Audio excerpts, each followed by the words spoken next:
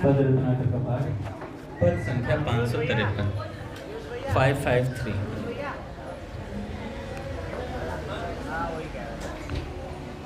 पद रत्नाकर का पाठ, पद संख्या 553।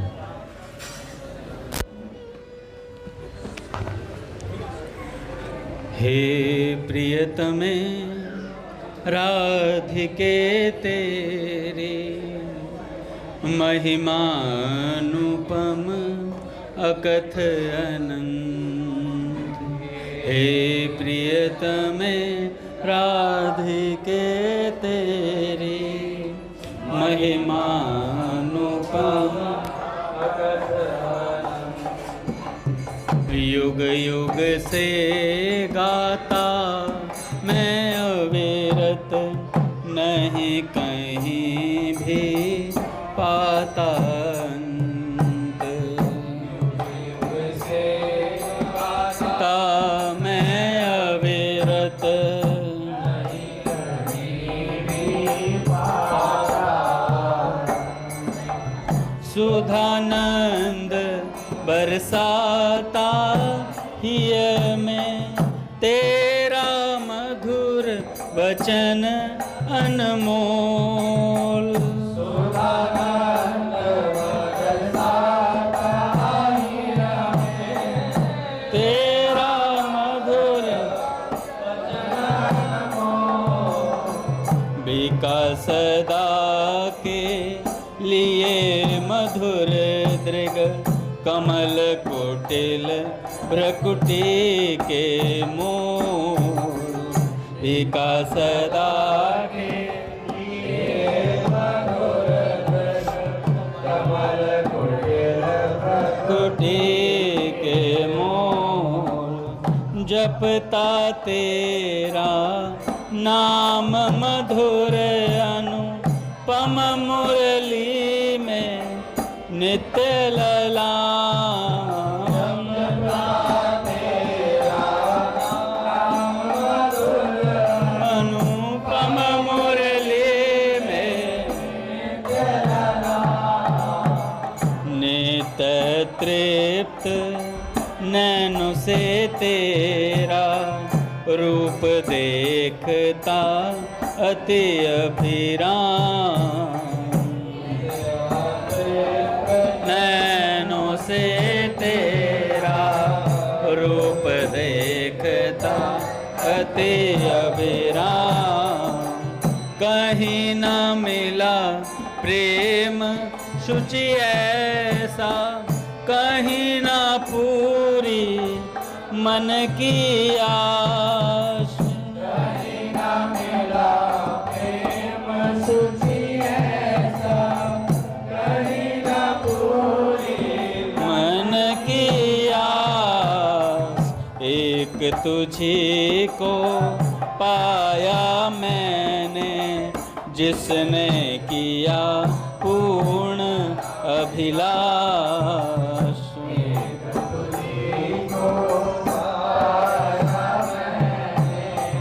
जिसने किया पूर्ण अभिलाष। नित्य तृप्त निष्काम नित्य में, मधुर तृप्ति मधुरतम काम। नित्य तृप्त निष्काम नित्य में,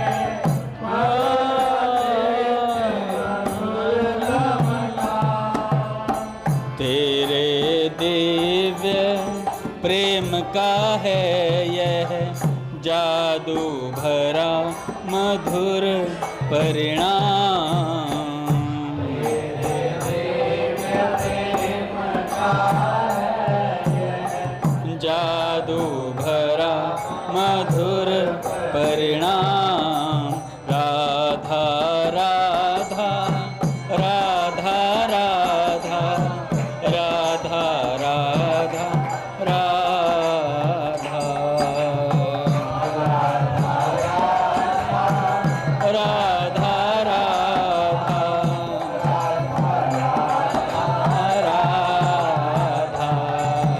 राधा राधा राधा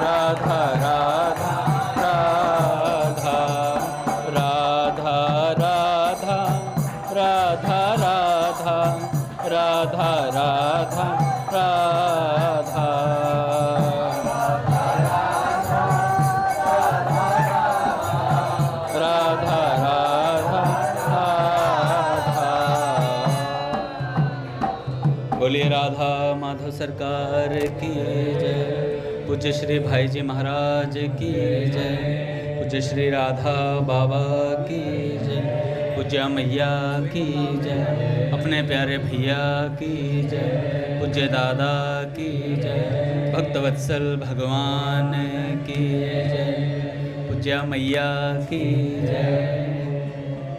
पूज्य माँ की जय।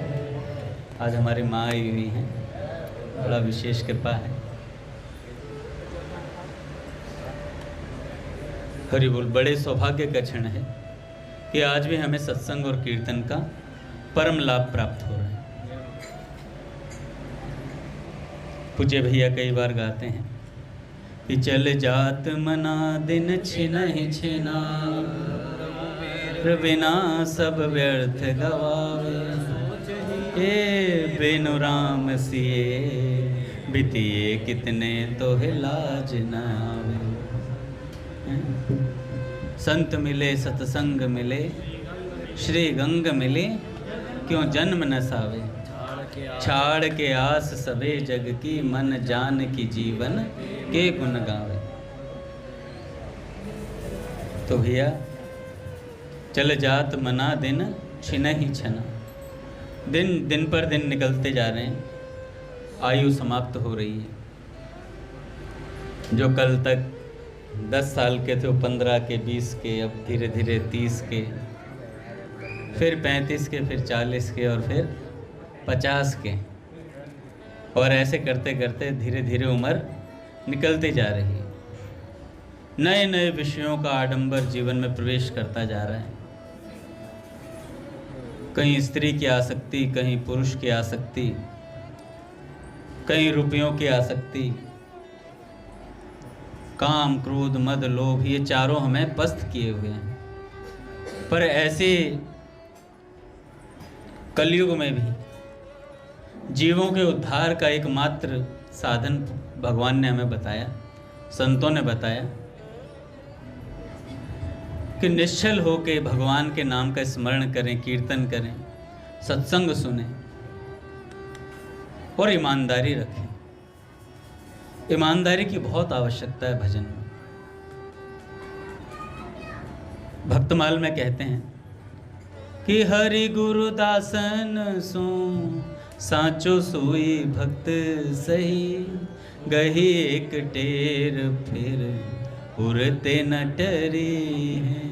भक्ति महारानी को स्वरूप यही छवि सार, चारु हरि नाम लेत हसुअन झरी है। कि भक्ति महारानी का क्या स्वरूप है। भक्त भक्ति भगवंत गुरु, चारों में से किसी का नाम ले दो, भक्त के नेत्र बहने लगते हैं। ऐसे ही प्रथम जो लाइन गाई, हरि गुरु दासन सु साचो सोई भक्त सही। जो हरि गुरु और दासों से सच्चा रहता है, अपनी प्रत्येक बात खोलकर अपने गुरुदेव के सामने रख देता है, अपने मन की चालाकियों को भी वो भगवान भैया को समर्पित करता है, अपने गुरुदेव को समर्पित करता है, वो साधक बच जाता है। नहीं तो बहुत बुरी आसक्ति है, कहीं पुत्र में, कहीं धन में और कहीं स्त्री में। ऐसी आसक्ति साधक को बहुत पतन करने वाली होती है। पूज्य बाबा ने ठाकुर जी को कुछ नियम दिए थे। कहा था कि स्त्रियों से मित्रता ना करना, क्योंकि वो ब्रह्मचारी थे।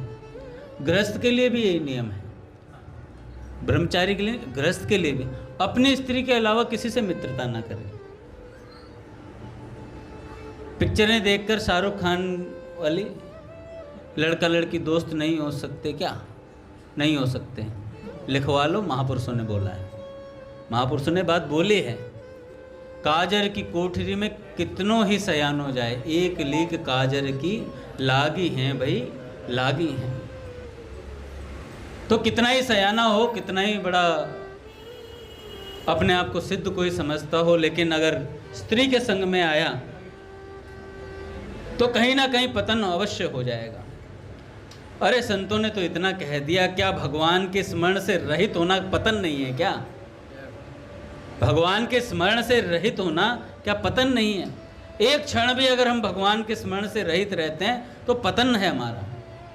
भक्त कहलाते हैं। तो भक्त का मतलब क्या होता है? हर समय भगवान का अनुसंधान करते रहना, हर समय भगवान का अनुसंधान करते रहना। ऐसी ऐसी संतों की विचित्र बातें हैं। स्वामी जी का एक प्रवचन है, भगवान नाम में शक्ति, भगवान के नाम में शक्ति। स्वामी जी कहते हैं, श्री चैतन्य महाप्रभु ने कहा है कि नाम में भगवान ने अपनी सारी शक्ति निहित कर दी है। अनेक साधनों में जो शक्ति है, सामर्थ्य है, जिन साधनों के करने से जीव का कल्याण होता है, कलयुग को देखकर भगवान ने वो सारी शक्ति भगवान के नाम में रख दी है। जो अनेक साधनों में ताकत है, वह सब की सब ताकत नाम महाराज में है। जो ताकत अनेक साधनों में है, वो सारी की सारी ताकत नाम महाराज में है। इसे स्मरण करने के लिए समय का भी प्रतिबंध नहीं है। किसी समय भजो, कोई समय की नियुक्ति नहीं, और कोई जाति का भजो कि जाट भजो, गुजर भजो, भावे भजो अहीर, तुलसी हरि के नाम में सबका हो के सिर। स्वामी जी कहते हैं, सुबह दोपहर रात में किसी समय जप करें, पर करें ब्राह्मण क्षत्रिय या वैश्य ही करें, दूसरा ना करे। भाई लोग जप करें, बहनें ना करें, ऐसा कोई नियम नहीं है। सब लोग भगवान के नाम का जप कर सकते हैं। कलि संतरणोपनिषद में नाम महिमा आई है। यही नाम महिमा पूज्य प्राची दीदी ने स्वामी जी के मुख से सुनी थी, जो बता रहे ना कलि संतरणोपनिषद वाली, ये वाली सुनी थी कि इतने नाम जब से भगवान की प्राप्ति होती है। तो पूज्य प्राची दीदी लग गई थी। एक बार नारद जी महाराज ब्रह्मा जी के पास गए। ब्रह्मा जी ने पूछा, कैसे आए हो?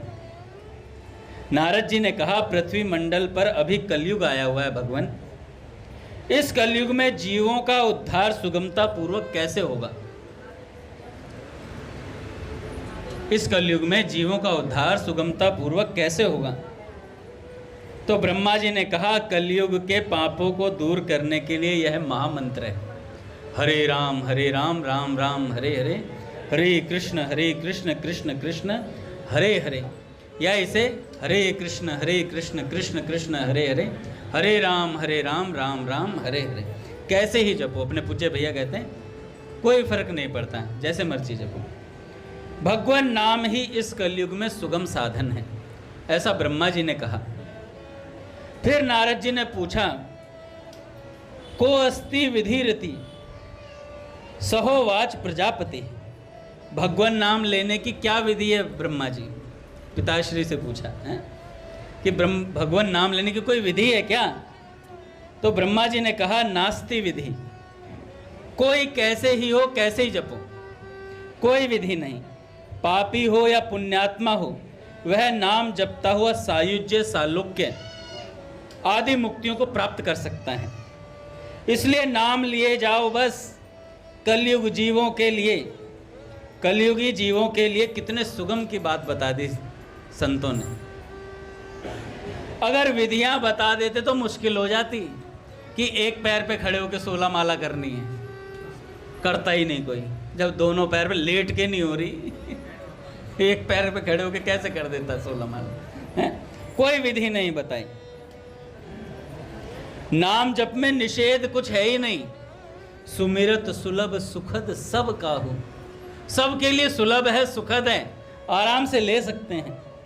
सुलभम भगवन नामम है, भगवान का नाम सुलभ है, इस पर कोई प्रतिबंध नहीं, और जीव हमारे वश में है। फिर भी कलयुगी जीव नरकों में जा रहे हैं, इसका कारण क्या है? वर्तमान सरकार ने भी कोई प्रतिबंध नहीं लगा रखा है। स्वामी जी कहते हैं सरकार ने भी कोई प्रतिबंध लगा रखा है कि भाई नाम जप मत करना। जिस दिन लगा देंगे प्रतिबंध, उस दिन क्या हाल होगा? आगे खतरा हो सकता है। स्वामी जी कह रहे हैं कि आगे हो सकता है तुम भगवान का नाम ना ले पाओ, सरकार प्रतिबंध लगा दे, परंतु अभी तो कोई प्रतिबंध नहीं है। अभी खुला नाम लो, भले ही कोई मना नहीं है किसी को। रामदास जी कहते हैं, राम दड़ी चौड़े पड़ी, सब कोई खेलो आए, दावा नहीं संत दास, जीते सो ले जाए। किसी का दावा नहीं है, सब कोई भगवान के नाम को ले सकता है। जैसे बाप की जगह पर बेटे का हक लगता है, वैसे ही भगवान के नाम पर हमारा पूरा का पूरा हक है। भगवान के नाम को लेने का पूरा हक है, क्योंकि यह हमारे बाप का नाम है, क्योंकि यह हमारे बाप का नाम है। ऐसा अपने को अधिकार मिला हुआ है सज्जनों, कितनी मौज की बात है, कितनी मौज की बात है, कितने आनंद की बात है। मनुष्य शरीर मिल गया और फिर इसमें भगवान का नाम मिल गया। पट खुलेंगे क्या? स्वामी जी कहते हैं, हाथ काम मुख राम है, हृदय सांची प्रीत, दरिया गृहस्थी साध की याही उत्तम रीत। हाथ से अपने काम करते हुए मुख से नाम जपते रहो। बहनें माताएं घर का काम करें, भाई लोग खेतों में या दुकानों में काम करें, वे जहां हो वहीं रहकर अपने काम को करते हुए भगवान का नाम ले सकते हो। आप इधर बैठ जाओ हरिशरण जी, बहुत डिस्ट्रैक्ट, आपको बहुत समझा चुका हूँ मैं, प्यार से भी समझा चुका हूँ, नाराज मत हो ना।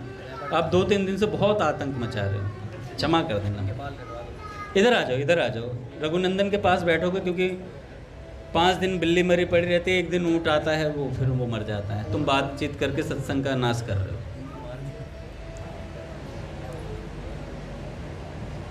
हंसने से काम नहीं चलता, गंभीर होना चाहिए सत्संग में, है ना। अपराध लगता है भाई, तुम्हें बचा रहा हूँ, ये मेरे बचने का नहीं है, मैं तो बचाया हूँ, मैं तुम्हें बचा रहा हूँ अपराध से।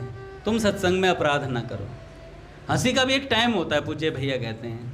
जबरदस्ती सत्संग गंभीर बात चल रही, नाम जबकि मैं चल रहे, वो पिन मारे जा रहे हैं दूसरे। जब कभी आप सत्संग बोलो ना, मैं बात करूं तो मुझे ऐसे ही डांटना, आपका भी पूरा अधिकार है डांटने का। तो स्वामी जी महाराज कहते हैं, हृदय में भगवान से स्नेह बना रहे, हमें भगवान की तरफ ही चलना है। मनुष्य शरीर मिला है इसलिए उद्धार करना है। हृदय में सच्चा प्रेम भगवान से हो, सांसारिक पदार्थों से भोगों से प्रेम ना हो। संतों ने कहा है भैया, ऐसा बढ़िया मौका आ गया है, कलयुग में बिल्कुल खुला बट रहा है नाम। कितना सीधा कितना सरल रास्ता संतों ने बता दिया। संत दास सीधो दड़ो, सतगुरु दियो बताए। इस मार्ग में मनुष्य न स्खलित होता है, न गिरता है, न पड़ता है। ऐसा सीधा और सरल रास्ता है। संतों ने कृपा करके बता दिया। हर कोई ऐसी गुप्त बात बताते नहीं है, ऐसी गुप्त बात बताते नहीं है। तुलसीदास जी कहते हैं, राम नाम के 2 अक्षर रा और म शेष नाग और कमठ के समान हैं। जैसे पृथ्वी को धारण करने वाले शेष और कमठ हैं, ऐसे ही यह जो राम नाम है, इसमें र है शेषनाग, और रा का आकार भी ऐसा ही होता है, और म है कमठ कछुआ। संसार मात्र को धारण करने में राम जी महाराज कमठ और शेष के समान हैं। अपने भक्त को धारण करने में उनके कौन सी बड़ी बात है भैया। भगवान के नाम से समुद्र के ऊपर पत्थर तैर गए, तो मनुष्य का उद्धार हो जाए, इसमें कौन सी बड़ी बात है। भगवान ने उद्धार के लिए ही इसको मनुष्य शरीर दिया है। भगवान ने भरोसा किया कि यह अपना उद्धार करेगा। सज्जनों, मुफ्त में बात मिली हुई है, मुफ्त में बात मिली हुई है। भगवान ने जब विचार किया कि यह उद्धार करे, तो भगवान की कृपा एवं उनका संकल्प हमारे साथ है। अगर भगवान संकल्प ना करते हमारे कल्याण का, तो क्या हम भगवान का भजन कर सकते थे? तो संतों ने और भगवान ने इस बार हमारे कल्याण का संकल्प कर लिया है कि इस बार इनका कल्याण होके रहेगा, इन्हें प्रभु से मिलवाना है। वो कहते हैं ना, वो कौन थे? काकभूषुंडी जी। भगवान कहते हैं, कुछ मांग ले तू मुझसे, तुझे ये दे दूं, ब्रह्मा जी का लोक दे दूं, इंद्र जी का दे दूं, पता नहीं कितनी बातें बता दी काकभूषुंडी जी को। तो काकभूषुंडी जी कहते हैं, प्रभु लालच में मत फंसाओ, अपने को तो गले आपके लगना है। अब मैं किसी सामान और उसकी चीज में नहीं फंसने वाला हूं। अब तो हम आपके साथ रहेंगे। और जब जब राम जी का अवतार होता है, तब तब काकभूषुंडी जी अवतार लेते हैं, आते हैं दर्शन करने के लिए, और हमेशा भगवान की बाल लीला में सहयोग देते हैं। किसी ने कहा, आप काक का शरीर क्यों रखते, कौवा क्यों बने हुए, कुछ अच्छा इंसान बन जाते। तो काकभूषुंडी जी ने कहा कि देखो भैया, सोई सुंदर सोई सुभग शरीरा, जेहि तन पाए मिले रघुवीरा। वही शरीर सुंदर है जिससे राम जी मिलते हो। तो मुझे काक की योनि में राम जी मिले तो मैं इस शरीर को छोड़ना नहीं चाहता। भगवान की लीला में ना, काग के भाग को कहा कहिए, हरि हाथ सो ले गयो माखन रोटी। ये वही काकभूषुंडी जी हैं, हर बार आते हैं। और महाराज गरुड़ जी को मोह हो गया तो कथा सुनने के लिए राम जी ने कहाँ भेजा हैं? काग हैं? आह, गरुड़ जी के पास भेजा, जाओ कथा सुन करके। गरुड़ जी को भेजा था ना, काकभूषुंडी जी के पास। और काकभूषुंडी जी की ऐसी महिमा हो गई कि भैया 100 योजन तक माया व्याप्त नहीं हो सकती थी, माया का प्रवेश नहीं था। गरुड़ जी हैं, ऐसी कथा सुनाई, बताओ।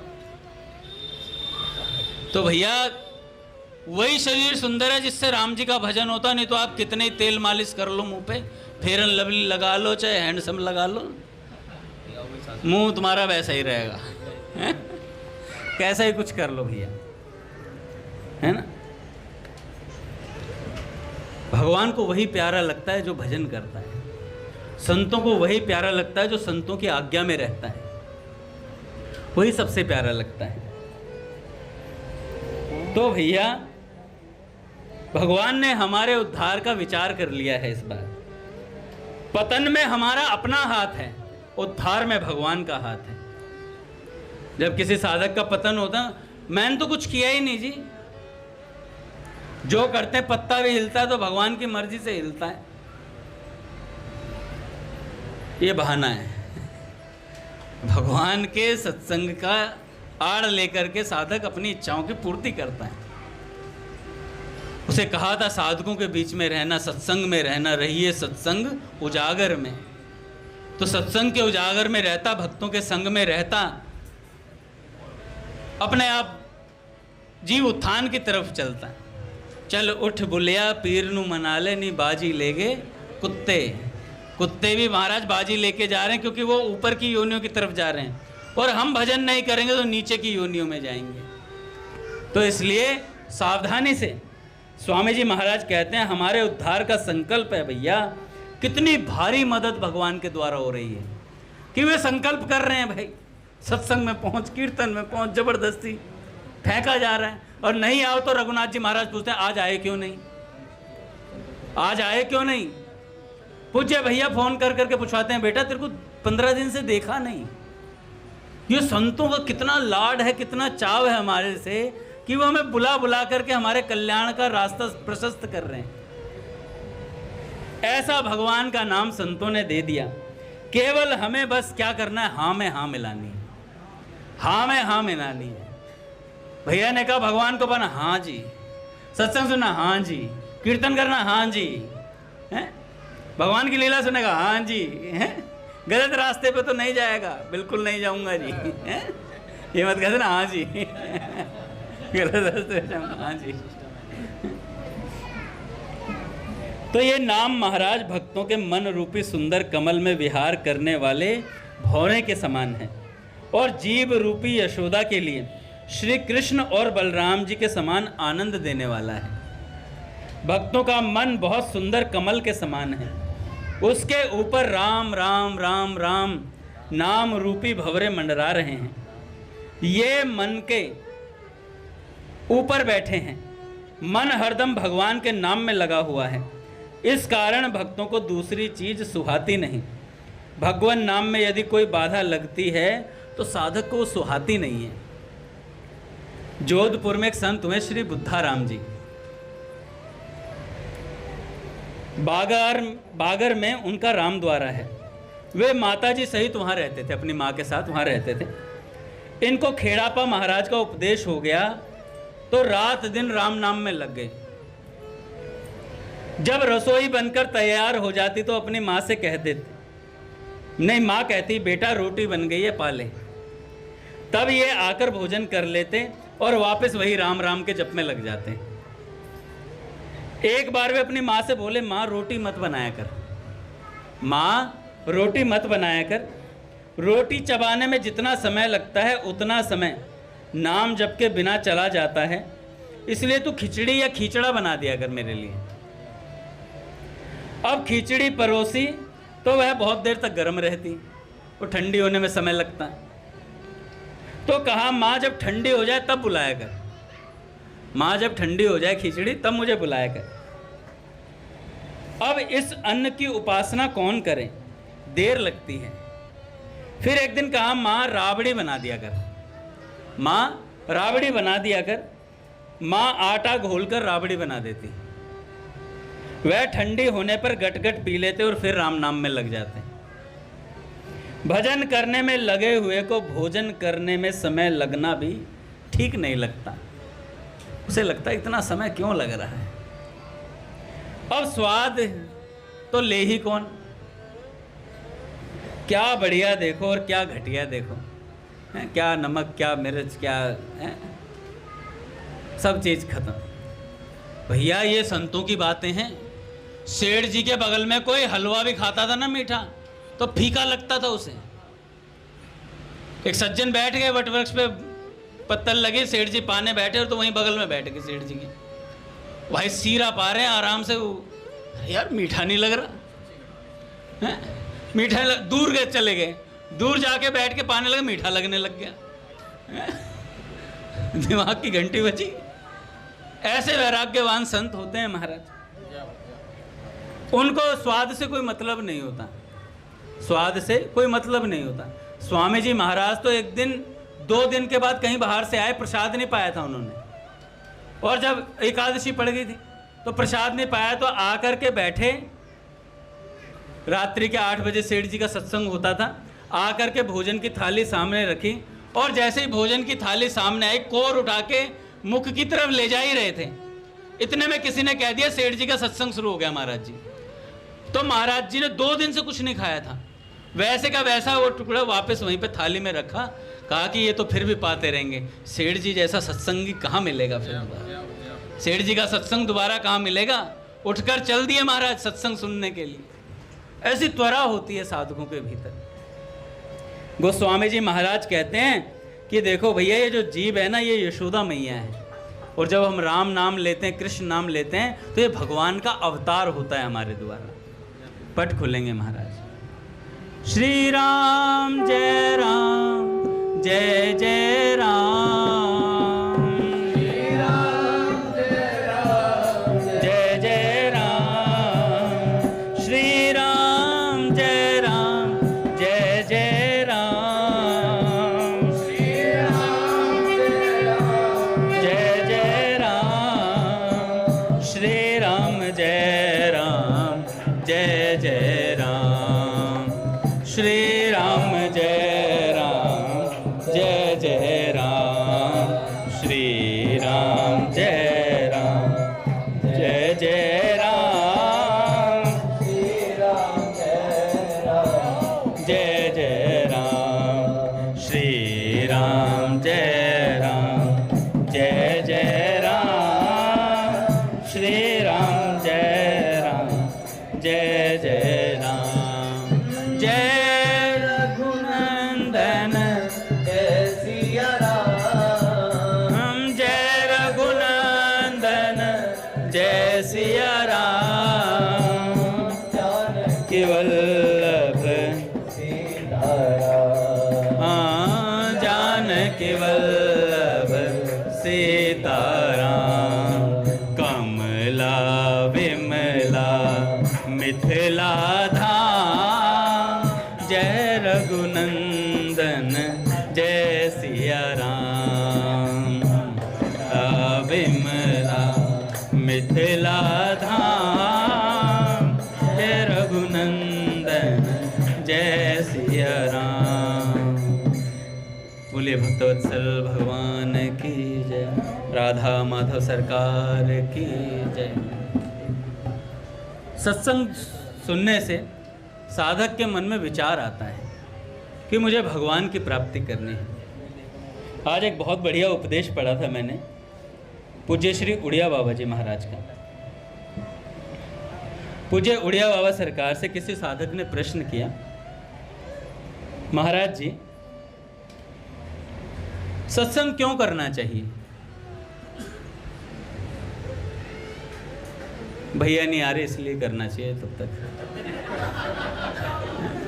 तब तक इसलिए करना चाहिए, उसके बाद मैं आराम से चला जाना।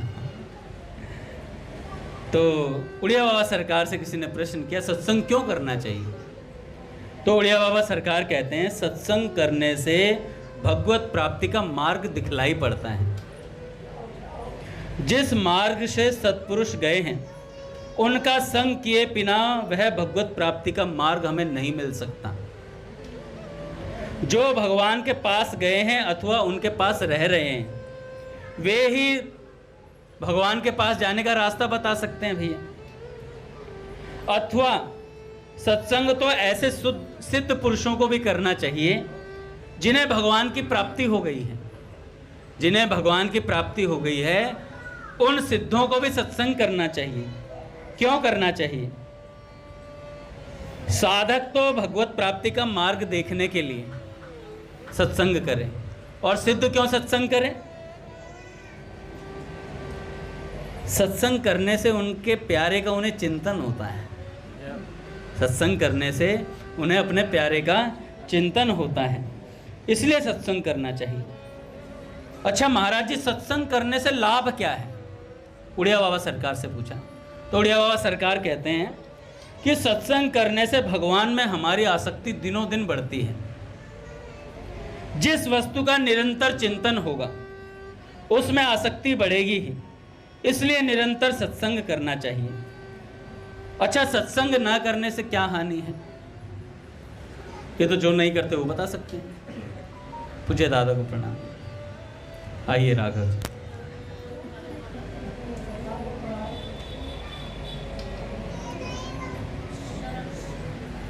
और देखो बहुत खास बात है उड़िया बाबा सरकार की, ये सबको ध्यान से सुननी चाहिए।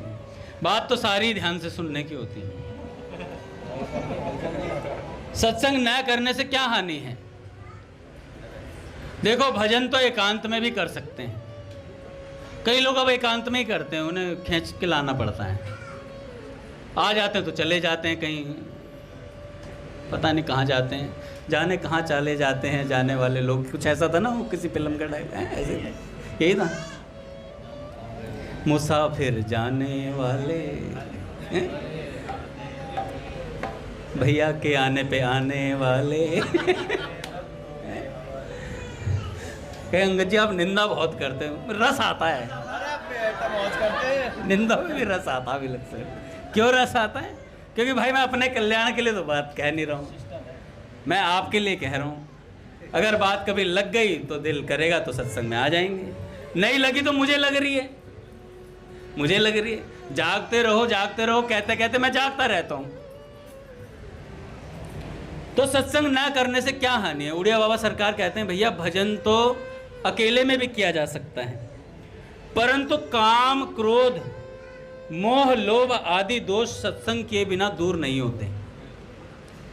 ये दोष सत्संग के बिना दूर नहीं हो सकते। सत्संग में इन्हीं के नाश करने की बातें होती हैं। इसलिए सत्संग में जाने से अवगुण छोड़ने की इच्छा होती है साधक के भीतर, और फिर प्रयत्न करने पर अवगुण छूटते हैं। बिना सत्संग किए प्रायः बहुत भजन करने वालों के भी दोष नहीं छूटते, और जो सत्संग करेगा वह भजन अवश्य करेगा। जो सत्संग करेगा उसके पाप न छूटें यह असंभव है। आगे बाबा कहते हैं सत्संग में एक बिजली सी होती है, सत्संग में एक बिजली सी होती है। उस वायुमंडल में बैठ जाने मात्र से अंतःकरण पवित्र हो जाता है। सत्संग के वायुमंडल में बैठ जाने मात्र से भैया व्यक्ति पवित्र हो जाता है, और धीरे धीरे वे भगवत परायण होने लगते हैं। धीरे धीरे वे भगवत परायण होने लगते हैं। सत्संग की महिमा का कोई वर्णन ही नहीं कर सकता। ऐसे रोने से बाप गोद में उठा के ले जाता है। सच बता रहा हूं मैं, ऐसे रोने से बाप गोद में उठा के ले जाता है। जब हम भगवान के लिए ऐसे रोएंगे ना तो ठाकुर जी गोद में ले लेंगे, हमें ले चलेंगे, शुरू करो रोना एकांत में एकांत में। यहाँ मत रोना, नहीं कभी अंगद मर गया क्या नहीं, मेरे में तो हंसोगे। तो कहते हैं सत्संग में एक बिजली होती है, सत्संग के वातावरण में बैठने मात्र से साधक पवित्र हो जाता है और धीरे धीरे वे भगवत प्राण होने लगता है। सत्संग की महिमा का कोई वर्णन ही नहीं कर सकता। सत्संग से महापुरुषों में प्रीति होगी। कुछ भी ना करके यदि सत्संग में जाकर केवल बैठ जाएं तो भी लाभ होता ही है, तो भी लाभ होता ही है। किसी ने कहा सत्संग पुरुषार्थ से मिलता है या कृपा से? पुरुषार्थ से मिलता है या कृपा से? भक्तों का यही सिद्धांत है कि सत्संग भगवत कृपा से मिलता है। भैया, सत्संग हमारे पुरुषार्थ का फल नहीं है, सत्संग भगवत कृपा का फल है। पुरुषार्थवादी कहते हैं कि वह पुरुषार्थ से मिलता है, किंतु उड़िया बाबा कहते हैं मेरे विचार से तो यह भगवत कृपा से मिलता है। यदि भगवत कृपा से ही सत्संग मिलता है तो फिर पुरुषार्थ क्यों करना चाहिए? प्रश्न पे प्रश्न है साधकों के। तो उड़िया बाबा सरकार कहते हैं प्रभु कृपा से हमें कोई खजाना मिल जाए तो उसकी रक्षा करने के लिए भी कुछ परिश्रम करने की आवश्यकता होती है, किंतु यह पुरुषार्थ भी भगवत कृपा से ही हो पाता है। भक्त तो भगवत कृपा के सामने पुरुषार्थ को कोई चीज नहीं मानता।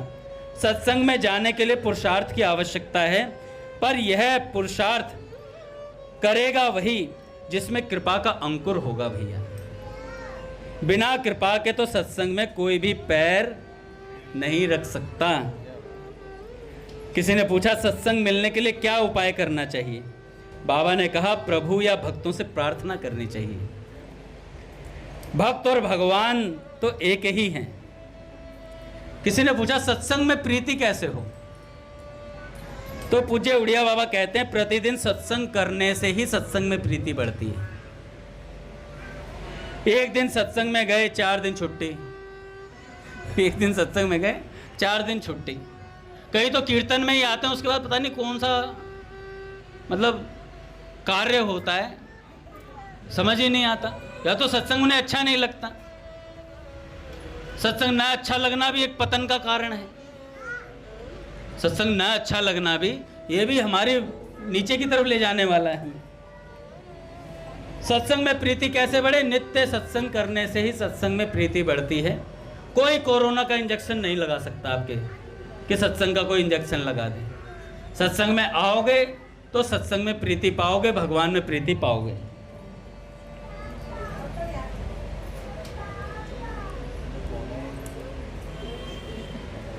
एक भक्त हुए श्री त्रिलोचन दास जी महाराज, बड़ा सुंदर उनका पावन चरित्र है।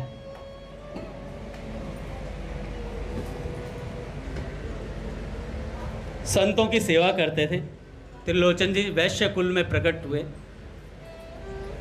ये बड़े ही वैष्णव भक्त थे, परंतु जैसी सेवा करना चाहते थे वैसी इनसे बन नहीं पाती थी। क्यों नहीं बन पाती थी इनसे सेवा? जब तक जवान थे पैसा खूब था इनके पास, लेकिन जवान थे तब तक तो संतों की सेवा स्वयं करते थे, स्वयं पंगत बिठाते और संतों को पवाते थे। धीरे धीरे शरीर वृद्ध होने लगा। जब वृद्ध होने लगा तो इनके मन में बात आई कि ठाकुर जी अब मैं संतों की सेवा कैसे करूंगा। उनके मन में एक बड़ी अभिलाषा जागी कि कोई नौकर मिल जाए यार, जो सेवा करवा सके संतों की। पैसा मेरे पास बहुत है, लेकिन संतों की सेवा हो जाए उससे बढ़िया कोई कार्य नहीं है। तो उनके मन में ये बात आई। संत सेवा बड़े चाव से देते थे और बड़े भाव से भी देते थे। ये नहीं कि सिर्फ पैसा ही पैसा फेंक दिया कि जा कट्टे खरीद लाई हो हरी कर दियो और बनवा दियो, हैं माधव कैटर्स, श्री जी कैटर्स पकड़ लियो और हो जाएगा तेरा काम, है ना। स्वयं आते थे, संतों की सेवा देखते थे, चरण पखारते संतों के, उसके बाद बैठते थे। अब शरीर वृद्ध हो गया था तो इसलिए बैठकर सारी व्यवस्था देखते थे सामने। तो भक्त त्रिलोचन जी को क्या हुआ, उन्होंने भगवान से प्रार्थना की। अच्छा, जब कोई भक्त प्रार्थना करता है तो भगवान आते हैं। भगवान आए एक नौकर का रूप धारण करके त्रिलोचन दास जी के लिए। रूप कैसा बना रखा था? जैसे कई दिनों से नहाए ना हो, कई दिनों से नहाए ना हो, कपड़े फटे पुराने पहनकर एक लड़का त्रिलोचन जी के घर पे पधारा और त्रिलोचन जी के द्वार पर वो आए। श्री त्रिलोचन जी ने घर से निकलते ही उन्हें देखा और उनसे पूछा, आप कहाँ से आए? तो उन्होंने कहा, महाराज नौकरी चाहिए। तो उन्होंने कहा कि देखो भैया, ऐसा लगता है तुम नहाए वहाए नहीं हो, बहुत गंदे से रहते हो, घर पे कोई है नहीं क्या, माता पिता वगैरह? कह रहे नहीं, अपना कोई नहीं है जी, अपना कोई है ही नहीं। तो उन्होंने कहा अच्छा। तो त्रिलोचन जी ने पूछा, भाई देखो क्या नौकरी करोगे? मुझे संतों की सेवा के लिए एक नौकर चाहिए। कह रहे यही तो काम है हमारा, यही काम है हमारा, संतों की सेवा करना। कह रहे उम्र बता तेरी कितनी है? कह रहे 15, 16, 17 साल इसके बीच में ही होगी, बाकी मुझे आइडिया है नहीं, इतनी ही होगी लगभग। कह रहे 15, 16 साल की आयु में तूने कितने संतों की सेवा कर दी? कह रहे हम करते ही आ रहे, जब से पैदा हुए संतों की सेवा कर रहे हैं। कह रहे नाम क्या है तेरा? क्या बोला? नहीं, अंतर्यामी। कहने लगे, भजीटा दूसरा तो कहने लगे अंतर्यामी नाम है हमारा। कह रहे अरे वाह, अंतर्यामी, शकल तो देखो, आया नहीं है कहीं से, अंतर्यामी है। तो त्रिलोचन जी ने कहा कि भाई देख, संतों की सेवा करेगा तो तुझे पंगत में बिठाना, संतों से कैसे व्यवहार होता है, कैसे उन्हें परोसा जाता है, ये सब चीज़ें तुझे आती हैं ना?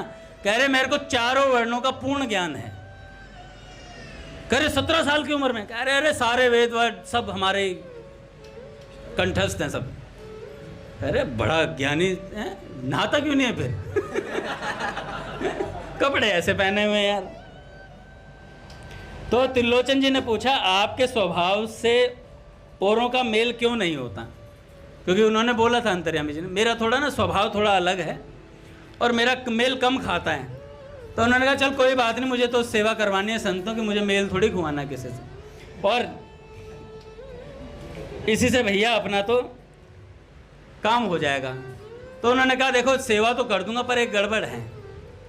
गड़बड़ ये है कि मैं सारे संतों की सेवा करूंगा दिन भर, पैसा कुछ नहीं लूँगा, अपने को बस खाने को दे देना, अपना इतने ही वो है मजदूरी और जो भी आप मान लो। तो उन्होंने कहा ठीक है, खाने में क्या दिक्कत है? कह रहे सुन लो पूरी बात आगे, अभी रुक जाओ थोड़ा, पूरी बात सुन लो। कह रहे बात ऐसी है, मैं एक ही टाइम खाता हूँ पर 5-7 शेर खाता हूँ। कह रहे कोई बात नहीं, इतने संतों की पंगत बनते, तुम्हारे लिए 5-7 शेर का बनवा दें। कह रहे अभी आगे और सुनो। कह रहे देखो सारे संतों को तो मैं बना के खिलाऊंगा, सब चीजें मैं करूंगा, लेकिन मेरे लिए तुम्हारी पत्नी बनाएगी। पत्नी ने देखा यो, अरे मैं बनाऊंगी? तो फिर उनकी पत्नी ने कहा, भक्त थी वो भी, तो उन्होंने कहा कोई बात नहीं, 5-7 शेर की तो बनाने मैं बना दूंगी आराम से, कोई दिक्कत नहीं। इतने संतों को पवाती थी रोज रोज, तो तेरे लिए बना दूंगी मैं, ठीक है? अब ठीक है, कल से आएगा। कह रहे अभी एक बात और सुन लो आगे। तो त्रिलोचन जी ने कहा अब क्या है? कह रहे बात ऐसी है, अगर तुमने किसी से कह दिया कि मैं इतना अन्न खाता हूं, उस दिन घर से चला जाऊंगा, उस दिन घर से चला जाऊंगा, फिर नहीं आता, फिर नहीं आता हूं। उस नौकर ने कहा देखो भैया मुझे सब ज्ञान है, सब चीजें हैं, ये मेरी बातें तुम्हें मंजूर हैं? तो उन्होंने कहा हाँ ठीक है मंजूर है। अब इसके बाद त्रिलोचन जी ने अपनी स्त्री को समझाया कि भाई ऐसे ऐसे तुम्हें प्रसाद पवाना है, खुद बनाना है, और सारी व्यवस्था हो गई। और महाराज सत्संग चलने लगा, सत्संग का प्रवाह शुरू हुआ, संतों का आना शुरू हुआ। और अब महाराज जो अंतर्यामी था, धड़ाधड़ रोटियां बनाता सुबह शाम, फटाफट संतों को खूब पवाता, अच्छी अच्छी सब्जियां बनाता, और संतों की सेवा ताबड़तोड़ मेहनत। और महाराज वो जो त्रिलोचन जी थे वो थोड़े कई दिनों से कमज़ोर पड़ रहे थे, बुखार भी रहता था, संतों की इतनी सेवा। अब त्रिलोचन दास जी हो गए लाल, एकदम हट्टे कट्टे, और चेहरा लाल, और नाम जप करते रहते, पूरे दिन आसन पे बैठे रहते, और अंतर्यामी से कहते उनको पवा, उनको पवा, और बढ़िया जबरदस्त। अच्छा, ये नाम जप करना भी बहुत मुश्किल बात है। बैठ के कोई नाम जप नहीं कर सकता एक आसन पे आराम से, उसके देसी भाषा में चुल रहती है, परेशान हो जाए, उठ के भग लेगा वहाँ चले। अच्छा प्रहलाद थोड़ी देर आना, थोड़ी गप्पे मारते हैं, अरे रामकृष्ण थोड़ा कुछ सुना चुटकुला कोई, तुझे मधुमंगल कहते हैं भैया कुछ तू सुना कुछ है? तो ऐसे जी हट जाता है। बहुत देर सत्संग सुन लो तो उसके बाद मन करता है कुछ मनोरंजन हो जाए, रील खोल लूँ क्या मोबाइल की, इंस्टाग्राम देख लेते हैं थोड़ी देर। ये मन है ना बहुत पाजी है। पूज्य श्री सेठ जयदयाल गोयनका जी कहते हैं नाम जब से मन हटे सत्संग में लगाओ, सत्संग से हटे कीर्तन में लगाओ, कीर्तन से हटे संतों की सेवा में लगाओ, और फिर हटे तो भगवान के स्वरूप में लगाओ। ऐसे अपने मन को उसाण मत लेने दो, खाली मत छोड़ो बिल्कुल भी से। कल दादा यही बात कह रहे थे कि खाली रहता है मन ना तो फिर कुछ ना कुछ इधर उधर की बात सोचता है, खाली मन शैतान का। तो क्या हुआ, त्रिलोचन दास जी अब खूब हट्टे कट्टे हो गए। अच्छा वो तो हट्टे कट्टे हो गए, उनकी बीवी सूख गई और पत्नी सूख गई। ओ भाई 5-7 सेर की रोटियां रोज बेले, और अंतर्या में रुकता था नहीं, उसका नियम था 5-7 सेर ही खाएगा, कम नहीं खाता था बंदा, कभी कभी 1-2 रोटी कम भी खा ले, बराबर खाता था। ओ भाई पत्नी कमजोर होने लगी, त्रिलोचन दास जी खूब मोटे अच्छे हट्टे कट्टे हो गए। एक दिन पत्नी गई पड़ोसी के पास, अब जैसे सहेलियों के बाद चलते हैं तो दुख दर्द कहाँ रोती हैं माताएं बहनें, अपनी किसी सहेली से रो देती हैं, अरे बहन आजकल तो ना इतना परेशान कर रहा को है, अरे जीजी हैं। तो भैया ऋषिकेश जी पीछे बुला रहे हैं आपको। श्री राम जय जय राम, श्री राम जय जय राम, श्री राम जय जय राम, जय जय राम, श्री राम जय राम, जय जय राम।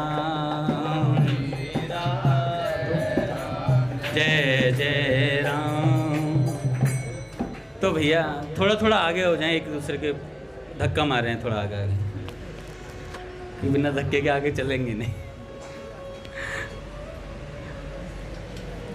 तो त्रिलोचन दास जी ने,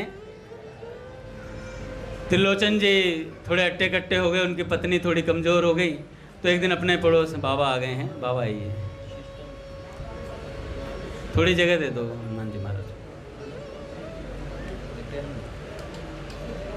तो त्रिलोचन दास जी आए और उन्होंने, उनकी पत्नी ने पड़ोसी पे जा कर के कहा, पड़ोसन ने पूछा बहन कमज़ोर कैसे हो रही है आजकल? अजी क्या बताऊं, वो जो अंतर्यामी आया 5-7 सेर की रोटी बना, ऐसे उनके मन में आई बताने की, पर बता नहीं पा रही थी, है ना। तो थोड़ा और कस के पूछा उन्होंने, बहन बता देना क्या दिक्कत है, देखो आपके पतिदेव देखो लाल हो रहे, कुप्पा हो रहे हैं बिल्कुल, हैं। कह मन में आई, होंगे ही कुप्पा, बैठे रहते हैं पूरे दिन, 5-7 सेर की रोटी तो मुझे बनानी पड़ती। तो मन ही मन बोले, वो सीधा सीधा कुछ बोले नहीं। तो कई देर जब हो गई तो फिर भवका मन में आया कि बोल देते, तो उन्होंने अपनी सहेली से बोल दिया। जैसे ही बोला तो उधर अंतर्यामी फुर हो गए महाराज, अंतर ध्यान हो गए, पता नहीं था उस समय तक। तो बाद में जैसे अंतर्यामी गए तो अब त्रिलोचन दास जी के हृदय में बड़ी पीड़ा हुई। ऐसा सेवक कोई मिल जाए भैया जो पूरे दिन सेवा करता हो, उससे प्रेम भी हो गया था, क्योंकि साक्षात ठाकुर जी थे, सेवा करने के लिए आए थे। तो बड़ा रुदन करने लगे, तो रुदन किया, तो उसके बाद अंतर्यामी के विरह में बड़ा रुदन कर रहे थे, तो आकाशवाणी हुई, आकाशवाणी हुई। भगवान ने कहा कि भैया मैं तेरे जीवन में सेवा करने, संतों की सेवा मुझे इतनी प्यारी लगती है, और तेरे द्वारा की हुई संतों की सेवा से मैं बहुत प्रसन्न हुआ, इसलिए मैं संतों की सेवा के लिए मैं स्वयं तेरे घर में आया। और तू चिंता क्यों करता है, मैं तो तेरे घर में सदा ही रहता हूँ, तुझे परवाह करने की आवश्यकता नहीं है, क्यों रुदन करता है। उसके बाद पूरा जीवन त्रिलोचन दास जी और उनकी पत्नी ने अंतर्यामी को स्मरण करते करते पूरा जीवन बिताया, पूरा जीवन बिताया। पूज्य भैया आ गए हैं महाराज। श्री राम जय जय राम,